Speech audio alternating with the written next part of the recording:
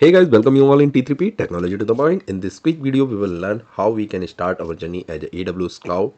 So the thing is, before going in depth, we need to understand what is AWS Cloud is. So AWS Cloud is like a other cloud service provider. It's a cloud computing platform that offers a variety of services. These services include storage, compute, networking, IAM services, security services, application and development services, database services. So there are lots of services which is offered by AWS. So AWS is actually a pay as you go model. And we just need to pay what we are using, so we no need to pay in much in advance, so our capex cost will reduce. And how to get started? So before getting started, you need to set up your AWS account.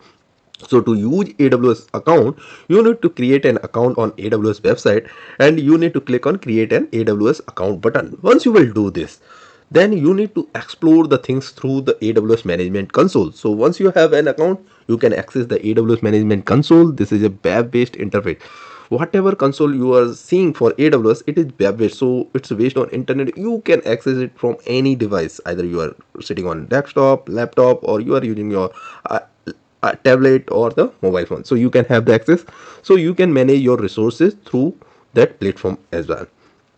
So now we'll understand how we can start it with AWS services. So as I mentioned that AWS offers a variety of services, which includes everything from the compute to the storage and additional services which can help you for the development, monitoring, and so many things we can do it. So whatever you can think about in IT, you can do it through the AWS services. So this is totally huge. We can say we are having more than 200 services through from the AWS. So to get started with the service, you need to create an instance of that service. That instance is something, if you are looking for creating any virtual machine, just you need to create an instance of EC2.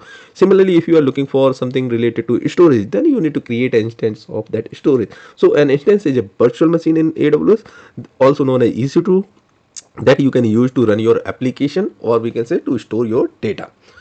So do we need to pay for trying? No, actually the AWS offer free tier as well. So AWS offers a free tier of services that allow you to use some of the services for free. The free tier is designed to help you get started with AWS. So once you are ready, once you tried it everything, then you can go for the production with upgradation of your account. So this is how you can start your AWS journey. I hope you find this video helpful. If you are looking for similar content, mention in the comment box, like this video, share with your friends so they can also start their journey with AWS Cloud. In next video, we will learn in more depth how we can access this platform and start creating those resources what we mentioned. See you in the next video. Till then, happy learning.